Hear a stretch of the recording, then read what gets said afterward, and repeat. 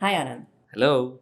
Isn't it a fine cloudy Friday in Bangalore? Yes, And apparently the coldest day in May in yeah, 22 one of years. my friends met an old man from Bangalore, and he was wearing a sweater, and he said, "Oh, this reminds me of the days when I was younger and Bangalore used to be cold in May." So we're feeling the backlashes of many cyclones, but Yeah, I think we are happy with the weather in Bangalore yeah, versus what we experienced. Oh my goodness, in Delhi, yeah. that was extreme. But every time I said to somebody um, about how strange this weather is, I was told to keep my mouth shut I agree. because I people agree. like this. I agree. I mean, it's difficult to get out of bed, and that always makes me think of all the European countries that we visited, and we want to live in. And then I'm like, Yeah, how are people motivated to get out of bed and get to work and be productive, right? So anyway, so for today, we are going to be doing a weekend review, that's right. right? I know that you're all over our very creatively named Slack channel called AdTech Knowledge.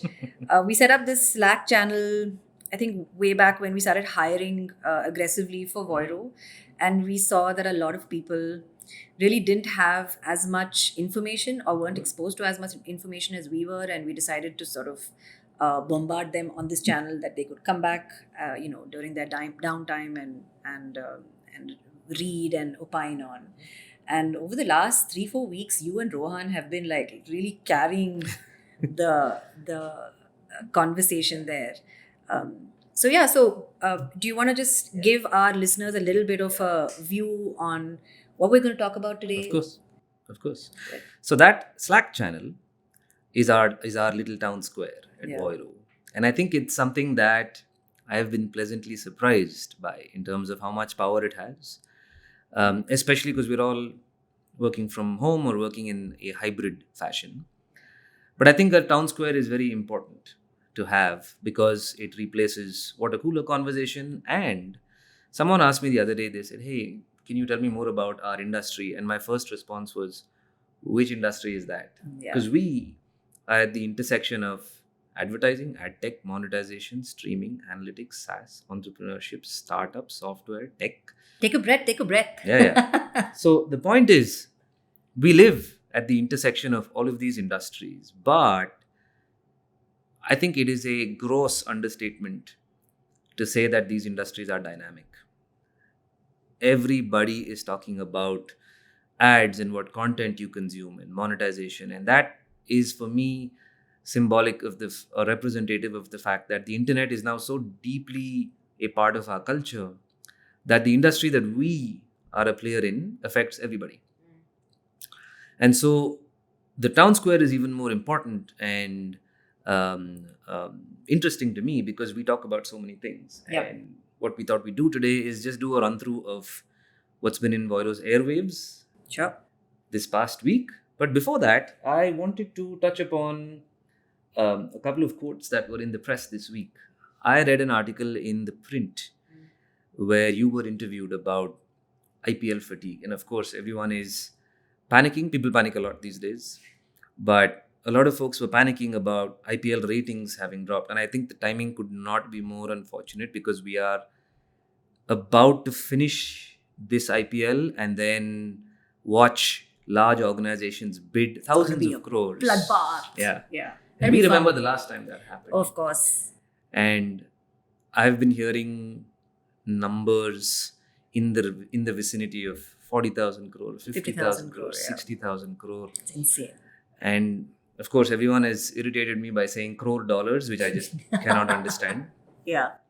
But what I found interesting was your take, and I completely agree that while some of the panic is warranted, it's also the fact that we've had two IPLs so close to each other because Sure. of a delay in last year's IPL. So things are never as bad as they seem. True, and you can have many takes on it. Yes, yesterday I met somebody who's flying down to Bombay to watch the match on Sunday.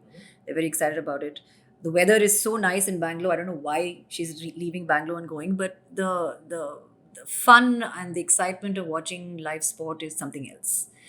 I mean, everybody's kind of climbing out of their hole and trying to figure out what they want to do. And I feel like live sports is going to become bigger and better. And I'm sure that there's so much more that we can do with all this talk on AR, VR, Metaverse, gaming, betting, you name it.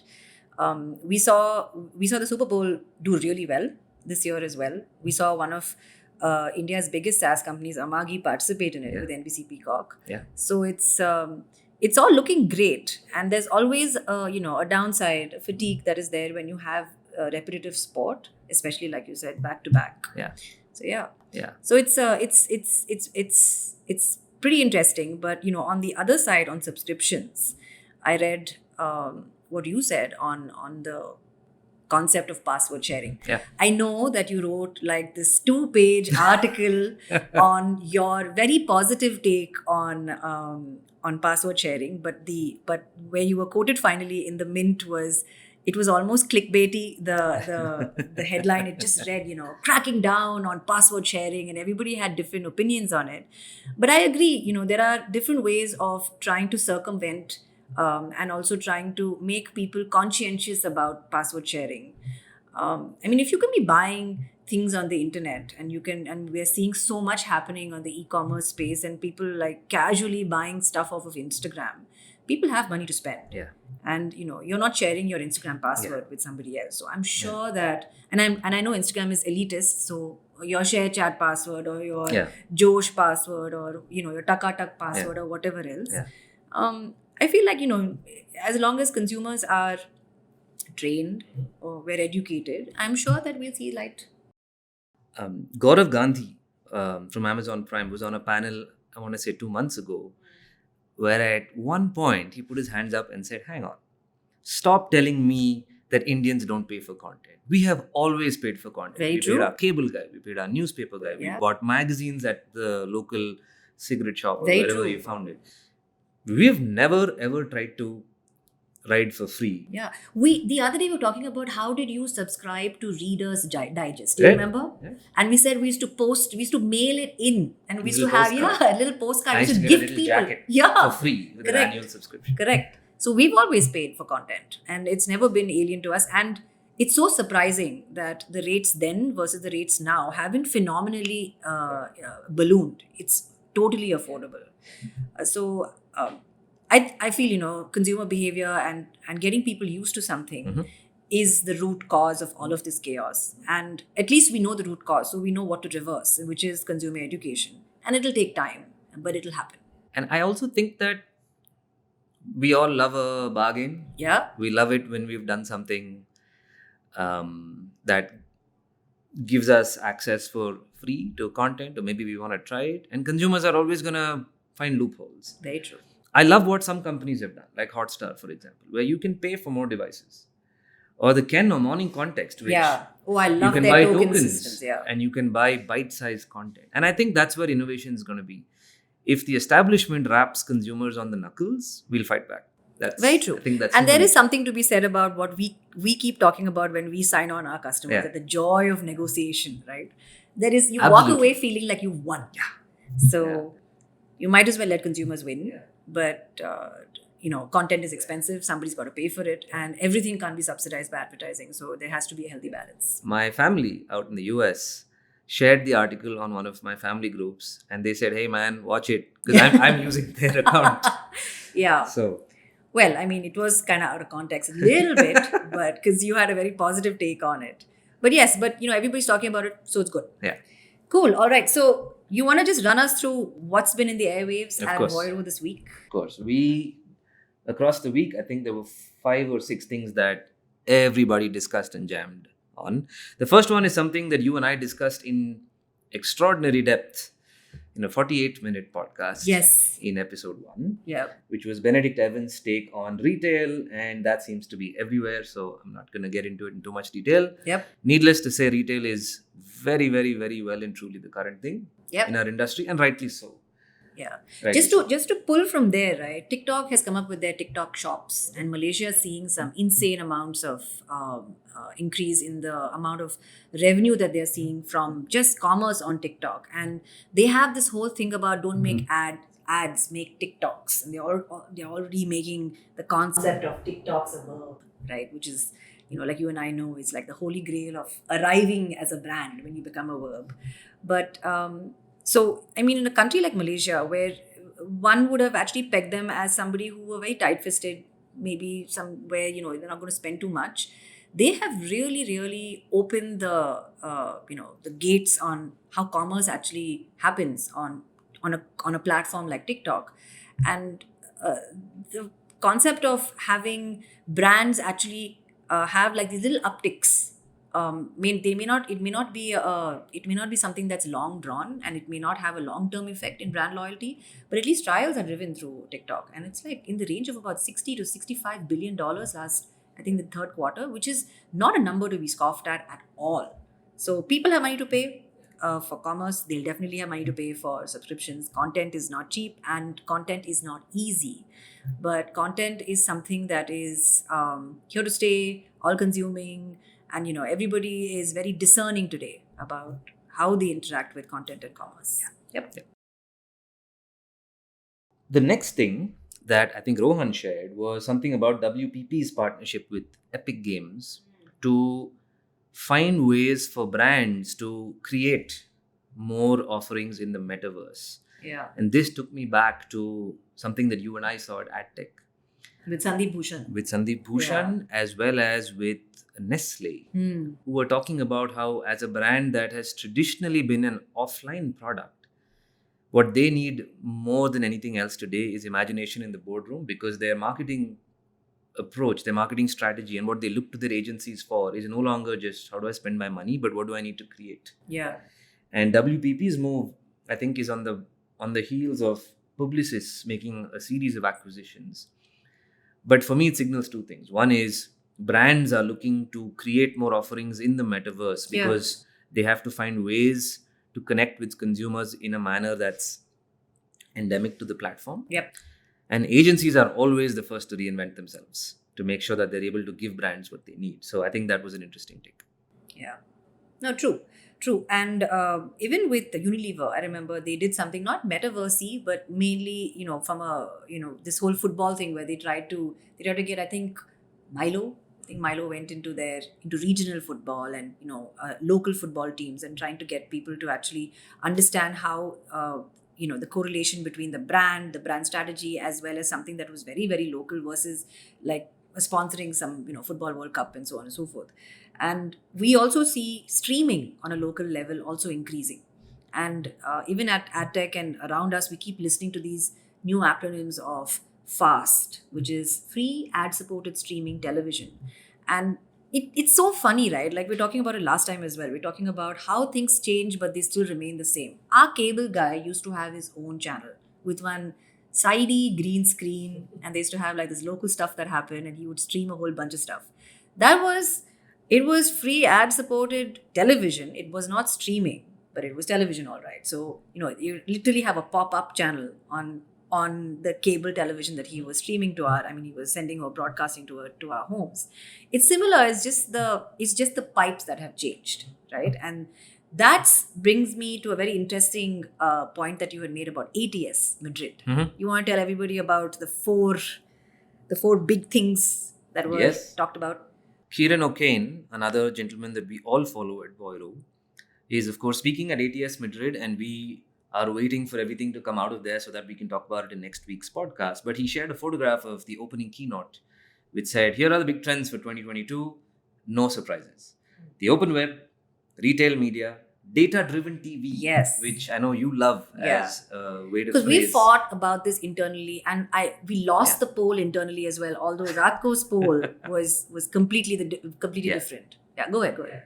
And then, of course, gaming and walled gardens. And I'm very excited to see what comes out of every one of these pieces. And may I just say, hooray for conferences. Yes, I tell you. I used to dread them before. I know I attended IBC by myself, and I said, I'm never doing this again in my entire life. I need a wingman or wingwoman, because it is the most depressing thing to attend a conference on your own. But when done well, conferences are great fun. There are a lot of learning. And as you can see, we're talking about a conference we attended 3 weeks ago till today. Yeah. So there's lots going on, and everybody's like all eyes on it. Um, Ratko sends us a weekly update, which for some reason just disappeared off the Yeah. face of the earth in 2020 and resurrected itself 3 weeks ago. And you wrote to him. Yeah. Thanked him for I wrote to him and he replied, and I was such a fangirl moment. I was like, oh my God, he replied because I wrote to him and said, thank you for starting again. But he always has this really nice debrief of whatever's happening around the world. And he had this, and he now has this poll going on, and we did the same poll, right? You want to talk about the same poll that we did in our office? So his poll last week was, what is the biggest opportunity in AdTech? And he had about 10 or 11 options.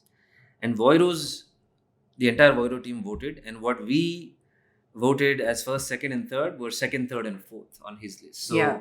those were identity, measurement in retail media, Yeah. which we saw at ATS, we saw it at AdTech. The only thing that he had as number one was connected TV. And of course, he said that a lot of the folks in his readership Is are connected people to who work in connected TV, but it was an interesting set of answers.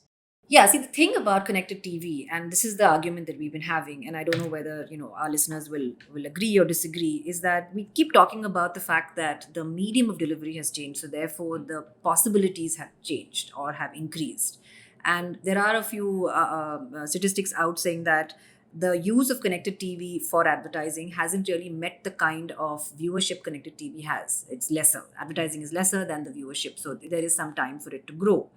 But at the end of the day, the jury is out there as to what is connected TV. Is it your set-top box? Is it me watching it on a large screen? Is it device-based? Is it a television broadcast through the internet? Isn't that streaming? So there is a lot to do with nomenclature, which is why I like ATS Madrid's definition of data-driven television, which is good, because at the end of the day, I don't think people are going to try and aggregate unique households after a point, because it's going to become unnaturally large. And now the conversation has also moved towards managing your carbon footprint. Just because you can query data, do you really want to burn a server down, right? So there's so much happening on the CTV, data-driven TV side. I like data-driven TV. I'm going to adopt it as my new keyword instead of CTV.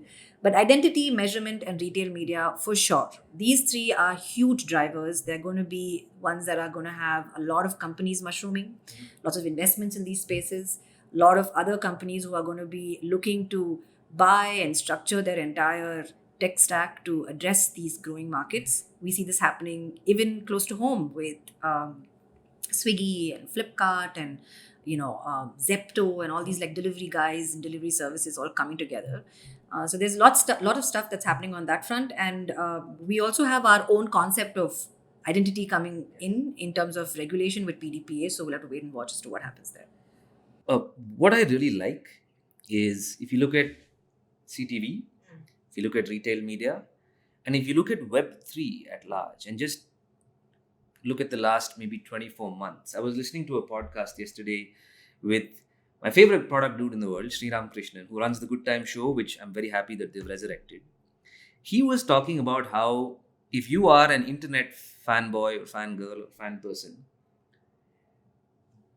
today is the right time to pay attention, because everybody is sitting and figuring out the basics. Much like what happened in the early 90s, late 80s, I want to say, when a lot of the building blocks of what we now take for granted were being put together by very, very interesting thinkers. And I see the same thing happening in all of these three worlds, and of course with identity and measurement as well. You and I had a call with IAB's Tech Lab the other day where they were talking about how the race in CTV is to put down standards for measurement because they just don't exist right now.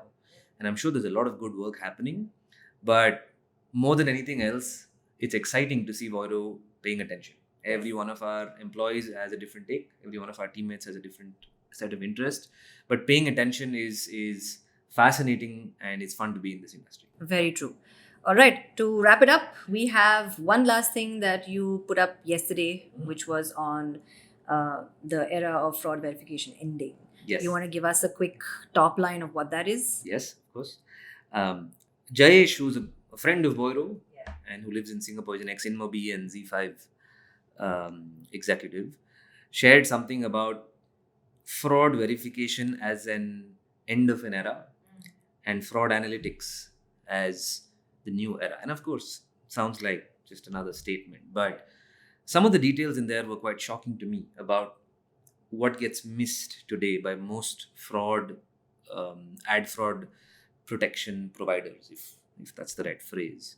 And it was an interesting read that we ended the week on at Voiro, because while ad fraud has been huge as an industry trend, as a concept, and there has been a host of companies from Moat to Double Verify to Integral Ad Science, I think, that have created products that have really helped advertisers. Augustine Fu, who wrote this blog, argued about how the problem still hasn't been solved, as a result of which there is still a massive leakage of brand spend. And what I love about every trend that we look at is that the community that we are a part of is actively trying to acknowledge these problems and solve them, because there are only wins for everyone if these problems get solved. Very true. So, yeah, that's the wrap for the week. And I hope everybody enjoyed listening to it. We're going to be putting up all the links. If you have something interesting that we need to read and we should be sharing on our AdTech Knowledge Slack group, Yeah. please go ahead and send it to us. And until next week, bye. Have a good day.